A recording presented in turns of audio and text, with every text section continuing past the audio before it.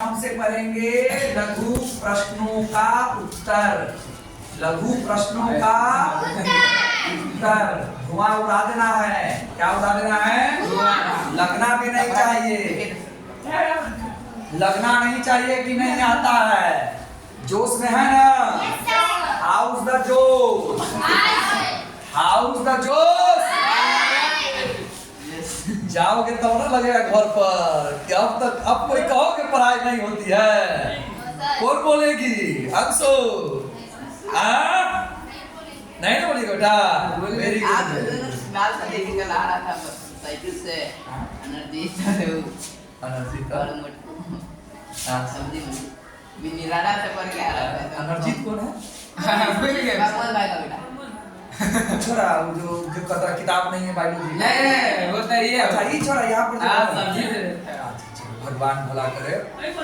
बोले यहाँ पे पढ़ाया था कौन पढ़ता है?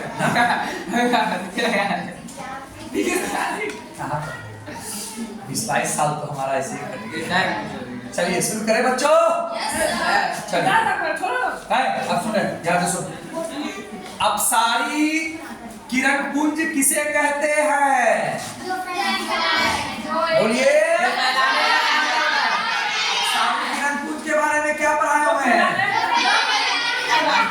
प्रकाश की किरण को एक बिंदु से निकले और चारों दिशाओं में क्या बोलते हैं? इसी में आपका है अभिसारी किरण पुंज। क्या है अभिसारी किरण पुंज के बारे में बताइए।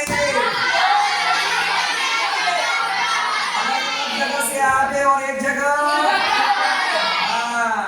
ठीक है ना? तीसरा इसी में आपसे पूछ रहा है समांतर किरण पुंज। क्या पूछ रहा है? समांतर किरण पुंज में क्या पढ़े थे? है ना? जो समान दूरी बनाकर आए। समांतर किरण पुंज को कहां से आना होता है? कहां से? यानी कि जब दो किरणों के बीच की दूरी हमेशा बराबर हो तो इसे समांतर किरण पुंज कहते हैं। किरण पुंज में एक और दो को गिन कर आएगा, बहुत सारा आएगा। दूसरा में चले। पारदर्शी पदार्थ क्या किसे कहते हैं? जो वस्तु प्रकाश को अपने में से क्या बोलेंगे? पारदर्शी। अपारदर्शी के बारे में बोलिए। जो वस्तु प्रकाश को अपने से जाने ना दे। पारभासी ना? पारभासी बाबू। पारभासी किसको कहेंगे?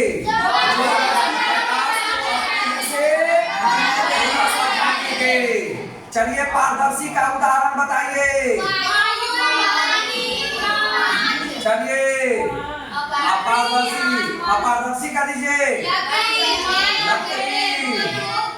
बुक लड़की नहीं। हाँ पारभासी में चलिए। हाँ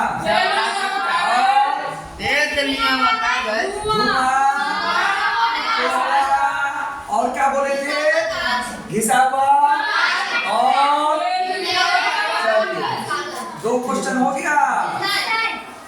तीसरा प्रकाश के परावर्तन के नियम को लिखे। प्रकाश के परावर्तन के कितने नियम?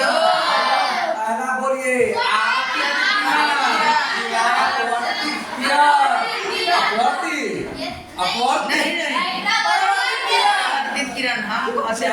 चैप्टर कौन सा?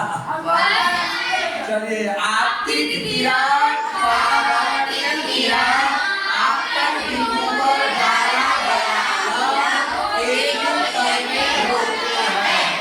बचपन में हम सभी झुट्टो के ऐसे करते वो ना करते हो। वो अब तुम्हारा उम्र नहीं है। जो बचपन में कर लिए हम भी जो कर लिए वो कर ली। अब मत करना, अब मत करना। रियल करो भाई। ये नहीं कि दूसरा लड़िया वाव वाव कर रहा है तो अपना काम चल गया। नहीं भाई, सब अपने अपने हिस्से का वाव वाव करते रहना। चलो दूसरा नियम बोलो। दूसरा नियम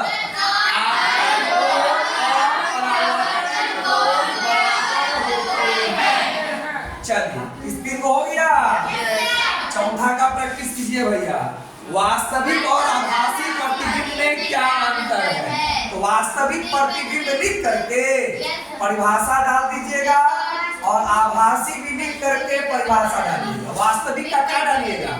प्रकाश की किरण जिस बिंदु पर वास्तव में मिलती है उसे वास्तविक प्रतिबिंब कहते हैं, और जिस बिंदु से आती हुई प्रतीत होती है उसे आभासी या आभासी प्रतिबिंब कहते हैं। वास्तविक प्रतिबिंब को पूरी रेखा से दिखाया जाता है, आभासी प्रतिबिंब को दिखाया जाता है, टूटी हुई रेखाओं से दिखाया जाता है।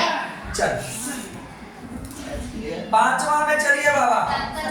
समतल दर्पण द्वारा बने प्रतिबिंब की किन्हीं तीन विशेषताओं का उल्लेख करें। ये आपका समतल दर्पण है, मैं इसमें वस्तु सटा हुआ हूँ। समतल दर्पण में वस्तु जितनी दूरी पर इसका प्रतिबिंब समतल दर्पण के पीछे उतने ही दूरी, यानी कि शॉर्टकट में वस्तु की दूरी बराबर प्रतिबिंब की दूरी एक हो गया। जितना बड़ा वस्तु की ऊंचाई उतना ही प्रतिबिंब की ऊंचाई, वस्तु की ऊंचाई और प्रतिबिंब की ऊंचाई बराबर होता है। दूर हो गया। वस्तु की तुलना में प्रतिबिंब सीधा बनता है कि उल्टा? सीधा बनता है। 3 गो हो गया। सीधा के साथ क्या लगाएंगे? 4 गो हो गया। काल्पनिक तो पर्दे पर प्राप्त 5 गो हो गया। बाया दाया प्रतिबिंब पार्श्विक रूप से उल्टा बनता है। कै गो हुआ? कै गो मांगा था? छठा अवतल दर्पण। ये रहा आपका अवतल दर्पण, ये रहा आपका उत्तल दर्पण। यही ना रहा बेटा? ये आपका अवतल दर्पण है, ये आपका उत्तल दर्पण है। बोलिए अवतल दर्पण की परावर्तक सतह धसी रहती है। अवतल दर्पण में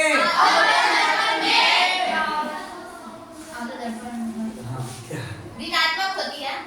अरे वाह, क्या ऋणात्मक होती है? फोकस दूरी और वक्रता केंद्र ऋणात्मक होती है। ये दो पर ज्यादा बेटा बात होता है। ये बड़का F पर कम बात होता है, C पर कम बात होता है। हाँ, उस पर ज्यादा बेटा बात, F और R पर ज्यादा बात। चलिए उत्तल दर्पण की परावर्तक सतह होती है। उत्तल दर्पण की फोकस दूरी वक्रता त्रिज्या धनात्मक होती है। 7वां में चले बाबू। गोलीय दर्पण की वक्रता त्रिज्या से आपका क्या तात्पर्य है? तो गोलीय दर्पण जाएगा अवतल और उत्तल में टूटने, और वक्रता त्रिज्या बोला है तो वक्रता त्रिज्या बना के दिखलाइए। ये आपका R है, ये आपका नहीं है, ये C है, ये बड़का है, ये P है। C और P के बीच की दूरी को वक्रता त्रिज्या कहते हैं। वक्रता त्रिज्या के बारे में बोल रहा है। बोलिए गोलीय दर्पण में वक्रता केंद्र और ध्रुव के बीच की दूरी को वक्रता त्रिज्या कहते हैं। वक्रता त्रिज्या को R से सूचित किया जाता है। प्लस माइनस नहीं बोलेंगे, अवतल उत्तल में तोड़ के तब जाते ही गोलीय बोल दिया, गोलीय ही पूछा। और कोई कभी तो बेटे ना होगा, आदमी का बेटा ना होगा। इसका बेटा है। आदमी घर लाता है। 7वां हो गया।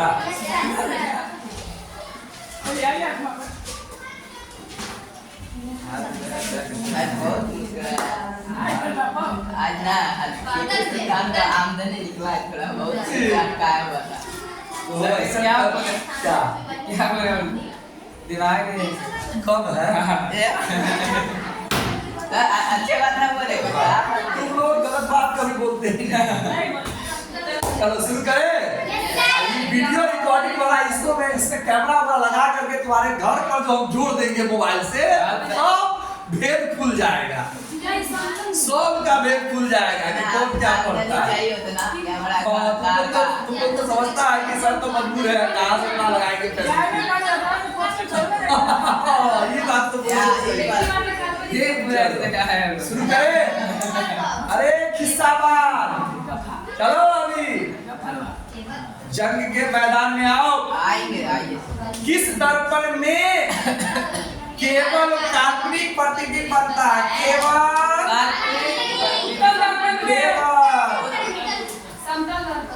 समतल में भी बनता है, समतल में भी केवल बनता है, और उत्तर में बनता है और अवतल में बनता है। उस समय प्रतिबिंब वस्तु से पीछे पीछे पीछे पीछे चल रहे चला सब। चल कपड़ा ला, कपड़ा लाना, देखो कपड़ा ना, देखो और कपड़ा क्या हुआ।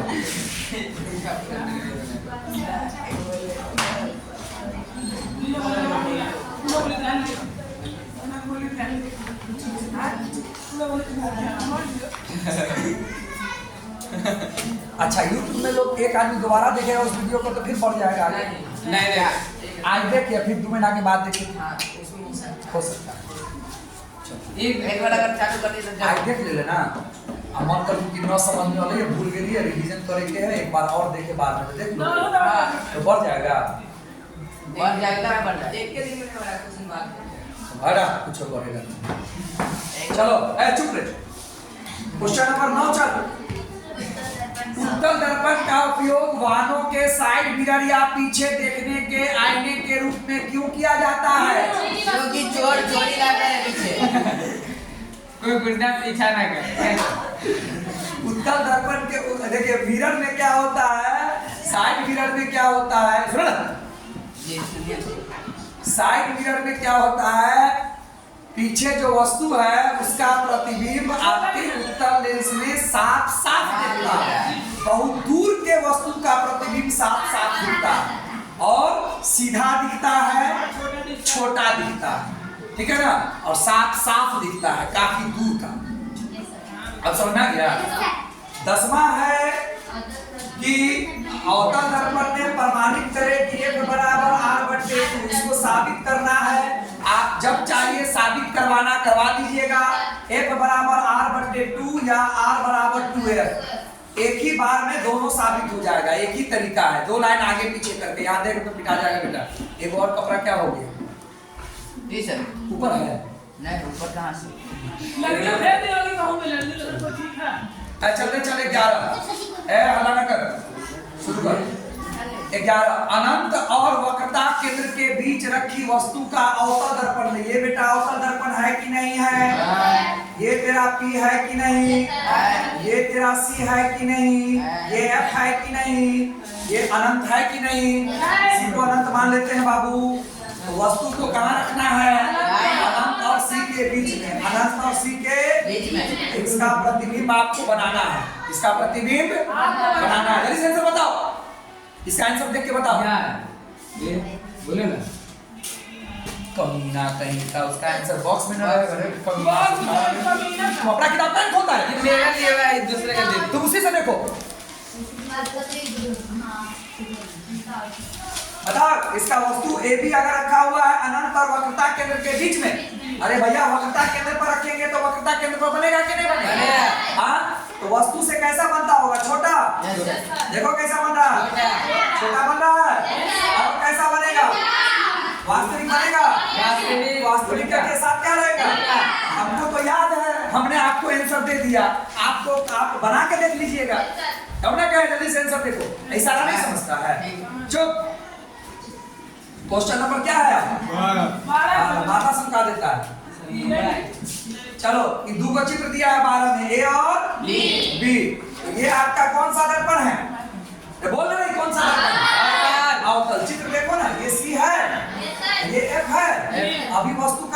हुआ? बीच में। सी और एफ के बीच में। तो इसका किरण आरेख पूरा करने के लिए कह रहा है, इससे गुजरेगा और किससे? सी से आया हुआ सी से गुजरेगा। तो प्रतिबिंब किससे बने, कहाँ बनेगा? मतलब सबसे पहले तो प्रतिबिंब बन जाएगा आपका उल्टा। उल्टा के साथ क्या लेंगे आप? और वस्तु से बड़ा हो जाएगा ना बड़ा।